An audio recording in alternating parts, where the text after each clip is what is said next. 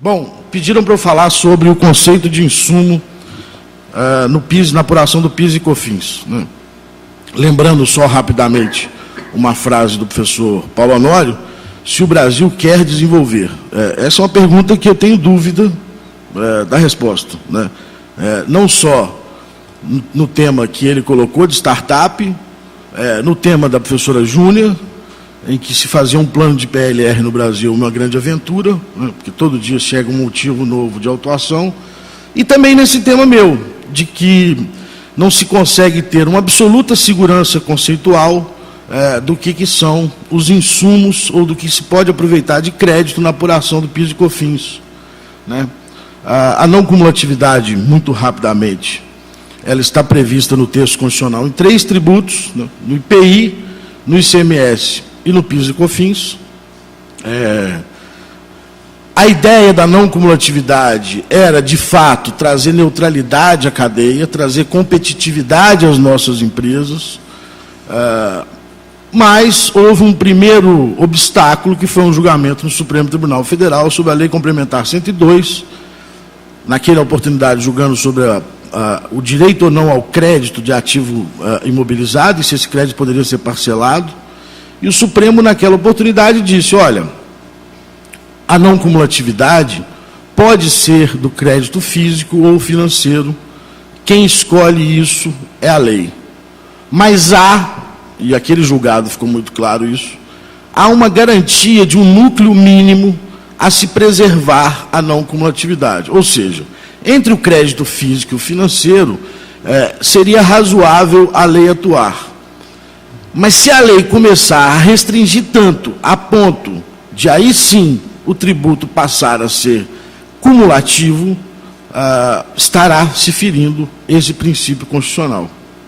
Posteriormente a isso, e a Lei Complementar 87, ainda no ICMS, o STJ vem mudando muito a posição, pouca gente tem percebido, e vem dando uma amplitude grande ao conceito de intermediários para fins de creditamento do ICMS.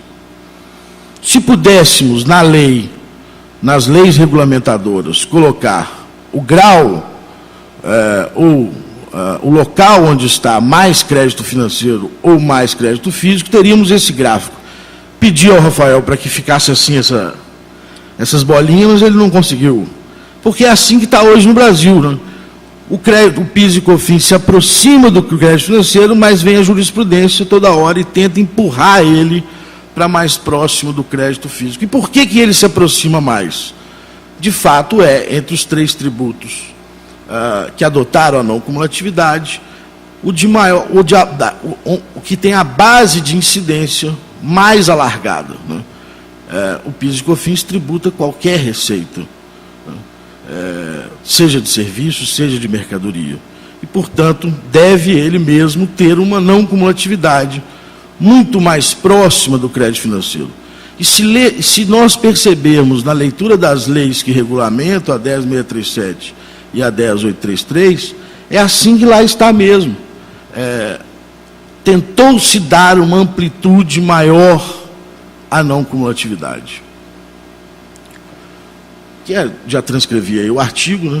Ele dispõe, mas é importante dizer para fins do conceito da palestra, que a Lei 10.637 e a Lei 10.833, elas não explicitam o conceito de insumo, só dizem que bens e serviços utilizados como insumo na prestação de serviços na produção e fabricação de bens poderão ter o crédito de PIS e COFINS aproveitado. A pergunta que se ficou a instrução normativa ou a legislação infralegal poderia fixar esse conceito? Sim, é legítimo que uma instrução normativa, já que o conceito estava em branco, venha dar a sua interpretação, o que não significa dizer que a interpretação está certa ou errada. Qual foi a interpretação dada pela instrução normativa? Foi a mesma do IPI. Ou seja, se voltássemos àquele quadro lá anterior, veríamos que, para a Receita Federal, o conceito de insumo ou a amplitude da não cumulatividade no PIS e COFINS é similar à do IPI, o que não é verdadeiro. Não é verdadeiro porque, primeiro, o espectro de incidência do IPI é muito menor, né, incide sobre operações específicas de produto industrializado e de importação, o espectro do PIS e COFINS é muito mais amplo.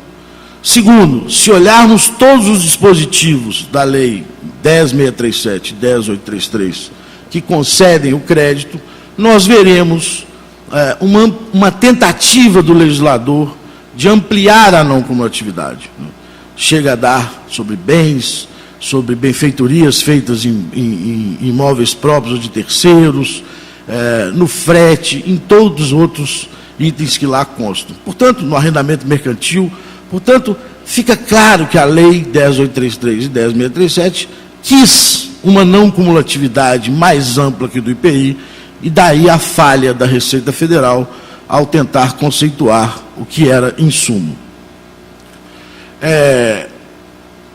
Começou-se, portanto, um contencioso enorme no país, em que as empresas tinham sua interpretação, o fisco tinha dela, haviam autuações, ou existem até hoje grandes autuações, e a matéria chegou ao nosso CARF, onde a primeira reação do CARF foi de afastar a interpretação da Receita Federal, de que estaria ligado ao IPI, o conceito de insumo, e trazer o conceito do imposto de renda, ou seja, tudo que fosse custo ou despesa necessária, e desde que tributado pelo PIS e COFINS na etapa anterior, poderia ter o seu crédito aproveitado. Então, saímos de um conceito extremamente restrito e passamos para um conceito amplo de aproveitamento do crédito. Né? Com um critério, que eu entendo esse critério, que é um critério muito objetivo e concreto, com uma jurisprudência consolidada. Raramente nós temos discussões sobre dedutibilidade no imposto de renda, porque os conceitos de despesa necessária e custos estão bem fixados, seja na doutrina, seja na jurisprudência. Eu não estou enxergando nada que está ali, mas tudo bem. Vocês estão enxergando aí, então? Acho que eu tenho que trocar minha lente. Está embaçado. Mas, enfim, deve estar escrito lá. Aí, o segundo critério adotado pelo CARF, o CARF disse, olha, mas se você, o argumento retórico foi de que, olha, se você adota o conceito de insumo, o mesmo conceito de despesa necessária do imposto de renda, você está transformando o PIS e COFINS na contribuição social sobre o lucro. Isso não é uma verdade, isso foi uma afirmação retórica, não é verdadeiro, porque na contribuição social sobre o lucro você tem outras deduções que não essas apenas. Segundo, e se for para fazer isso mesmo? E se for para ser um tributo sobre receita bruta? Mas essa afirmação fez que o CARF se afastasse daquele conceito de imposto de renda e adotasse um conceito de essencialidade. Ou seja, o que seria essencial para aquela atividade produtiva geraria o direito ao crédito. Essa apresentação vai ser toda disponibilizada para vocês depois, seja na página lá da comissão, seja no site da Bradet. E aí, ao determinar sobre o que é o conceito de essencialidade, o CARF disse, olha, é tudo aquilo que direta ou indiretamente se emprega no processo produtivo, ainda que não tenha uma ação direta sobre o produto final, sobre o produto em elaboração. Ao fazer isso, ele traz um conceito subjetivo, que é a essencialidade, e aí diz, a partir de agora, a análise terá que ser no caso concreto. Então, surgem aí, eu acredito até que no CARF, apesar da professora Júnior ter me preocupado agora, que o CARF pode mudar de posição na Câmara Superior, neste assunto, eu gostaria que ele não mudasse. Na PLR, eu gostaria que ele mudasse. Mas esse assunto já está, de certa forma, consolidado, seja nas câmaras baixas, seja na Câmara Superior, de que o conceito a ser usado não é o da Receita Federal, mas também não é o do imposto de renda, e sim esse conceito de essencialidade. Mas a pergunta que se fica é, qual é o conceito de essencialidade? Esse conceito vai resolver todos os nossos problemas? As despesas anteriores, semana passada eu estava no Conselho de Contribuintes aqui de Minas, nós estávamos discutindo sobre um filtro num forno que se não colocar o filtro nesse forno, a empresa sequer tem o alvará de funcionamento, estavam discutindo se aquilo era um ativo essencial ou não. E lá começaram a discutir se aquele equipamento é pós-processo produtivo ou está dentro do processo produtivo. Ou seja, se ele é essencial à elaboração, ao processo produtivo. Ele é essencial à existência da empresa. Porque se você não coloca o filtro, você sequer tem a licença para funcionar. Mas a minha pergunta é, o conceito de essencialidade resolve o problema das despesas anteriores e posteriores ao processo produtivo? E as despesas necessárias aos funcionários? EPI, uniforme, alimentação, transporte, e aquelas despesas que a gente chama no ICMS de uso e consumo da produção, mas que ficam laterais à produção, as empilhadeiras. Será que esse conceito resolveu tudo? Resolveu o nosso problema num passe de mágica? E nós vamos ver, eu acho que eu pulei.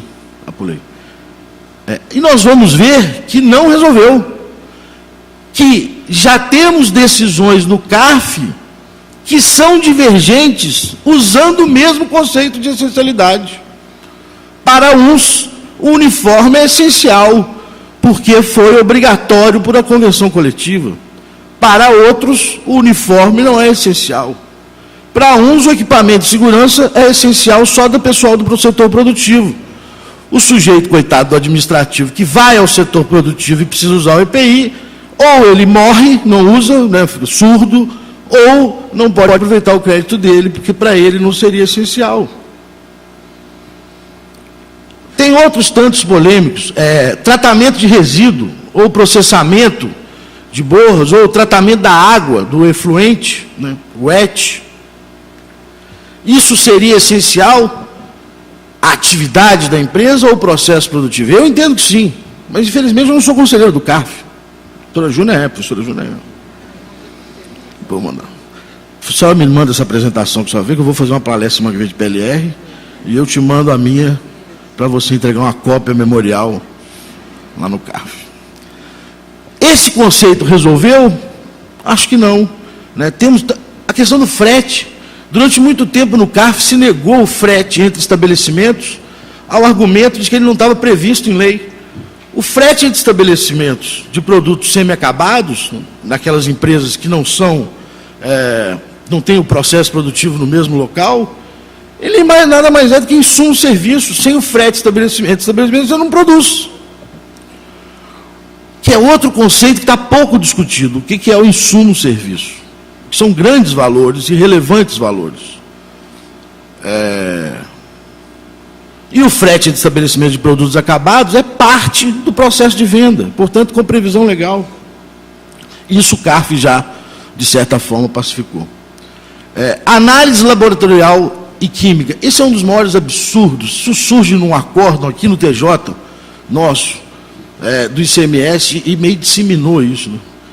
Era um acordo, que é um negócio que até hoje eu não consigo entender. Eu acho que o professor Rio, se estivesse aqui, estaria com muito mais propriedade e muito mais educação, mas muito mais indignado que eu, porque nesse acórdão o TJ de Minas disse, era uma questão de leite, de que a análise da qualidade do leite não era essencial à sua produção. Como se tomar leite azedo fosse uma coisa agradável a todos nós. E aí passou-se, depois disso, a dizer que os laboratórios que analisam a qualidade do produto não são essenciais ao processo produtivo. Isso tem muita discussão no ICMS e tem alguma discussão no PIS e COFINS. É um outro absurdo, né? Tem empresas que o laboratório fica no meio do processo produtivo, que se a análise der algum problema, o processo para. Empresas investem pesadamente em avanços tecnológicos. Isso deveria ser, para nós, dar crédito em dobro, porque o que nós estamos precisando no Brasil é agregar valor, né, ao produto, não desindustrializar, como nós estamos fazendo. Portanto, esse é um dos itens que, para mim, mais dói, porque nós estamos dizendo às empresas: não invistam em tecnologia, não invistam em análise de qualidade, porque isso não gera crédito, isso não é essencial ao seu processo produtivo. nós já temos decisões no CARF favoráveis, ainda bem, a esse item de análise química e análise de qualidade dos produtos.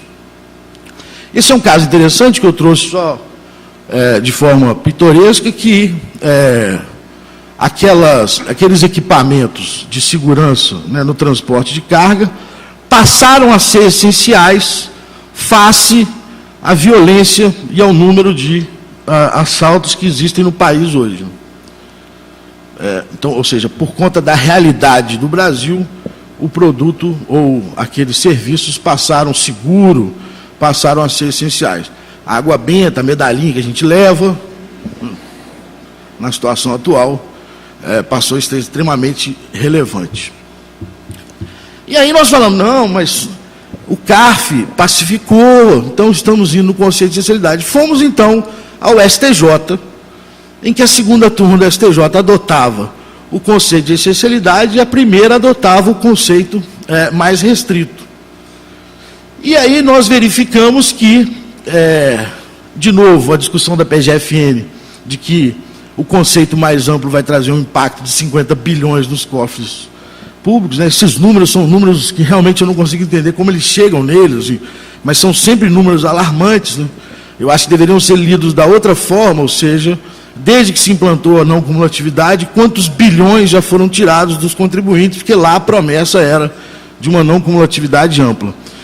E aí no STJ, quando eu achei que tudo ia ficar melhor, existe um recurso, um mandado de segurança, que está afetado como recurso repetitivo, e nós encontramos na decisão, que ainda não foi definitiva, mas nas discussões degravadas pelo meu amigo Tiago, nós encontramos nas discussões as mais diversas correntes, talvez maiores do que no CARF, sobre o conceito de insumo.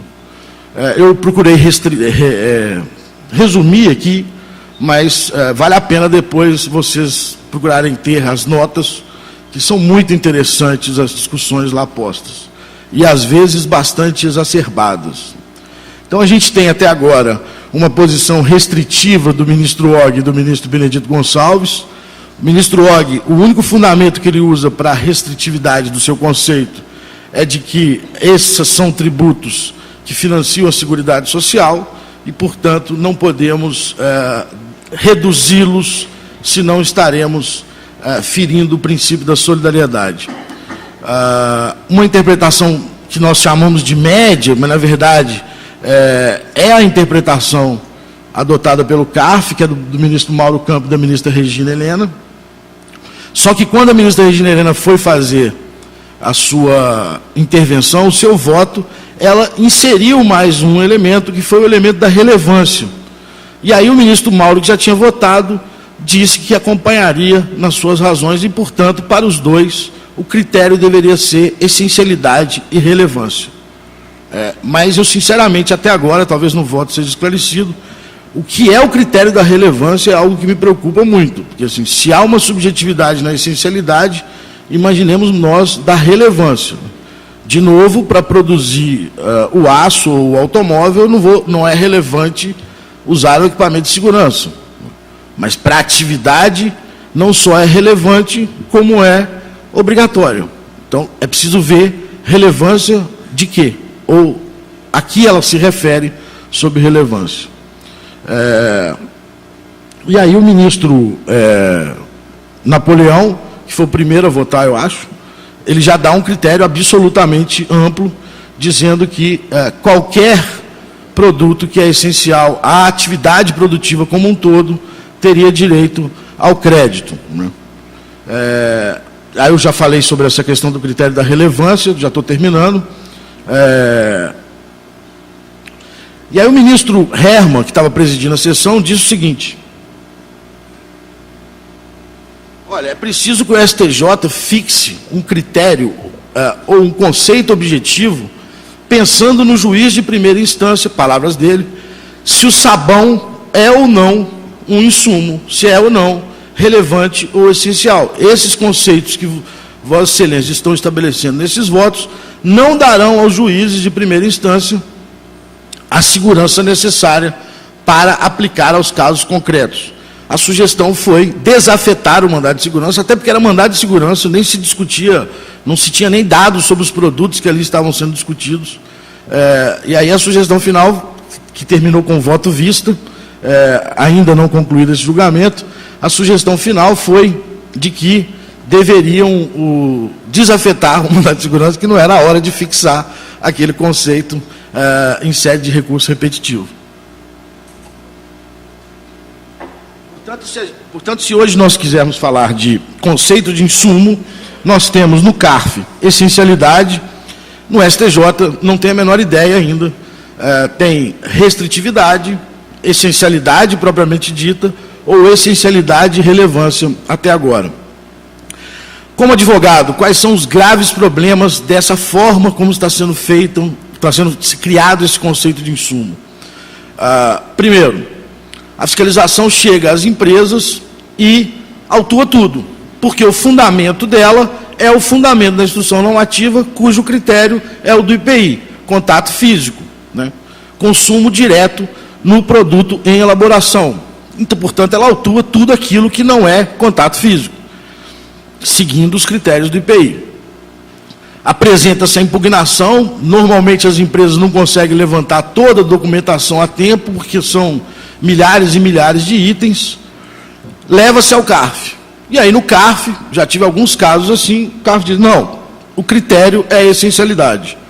Agora vamos analisar quais os produtos que aqui estão são essenciais, ou estão dentro desse critério. Isso é um gravíssimo erro. Por que é um erro? Porque não cabe ao CARF ser o fiscal, fazer o lançamento. Mudança de critério jurídico tem que anular, ou voltar à primeira instância, para que pelo menos se analisem os produtos.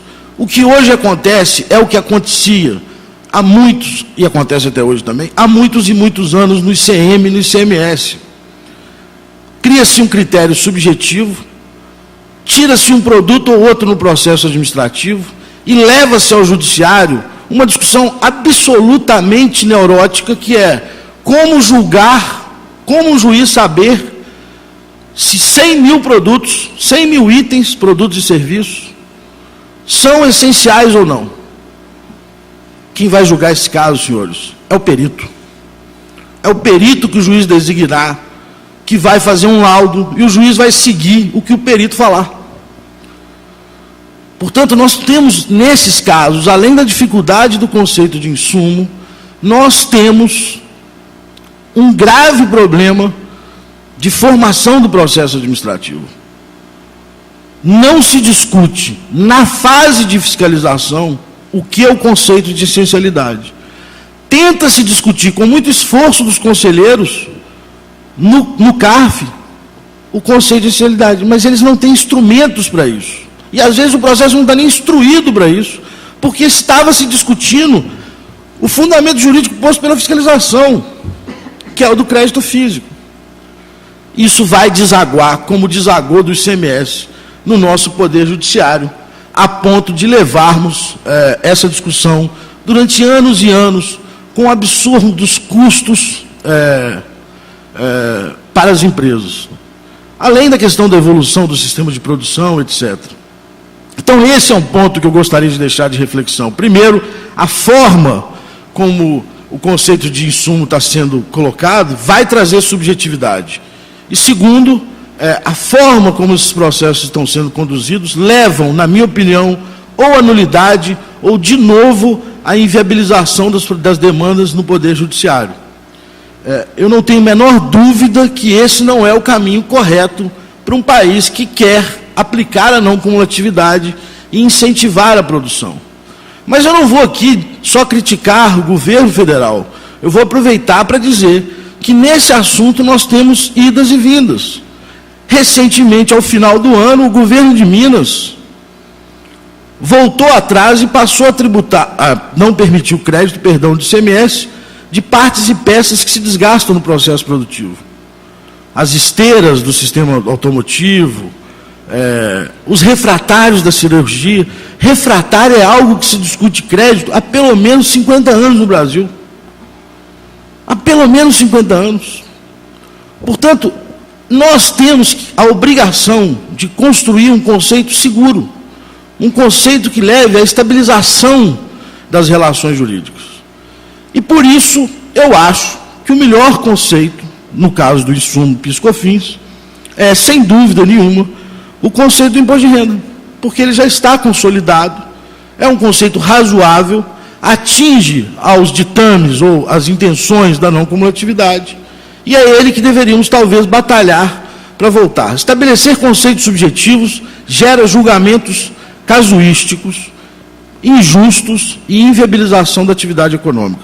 Mais uma vez eu queria agradecer muito a paciência de vocês e homenagear o nosso Rios, que certamente deve estar onde está, muito orgulhoso de sua família, mas muito irritado com o nosso sistema tributário atual. Muito obrigado, José.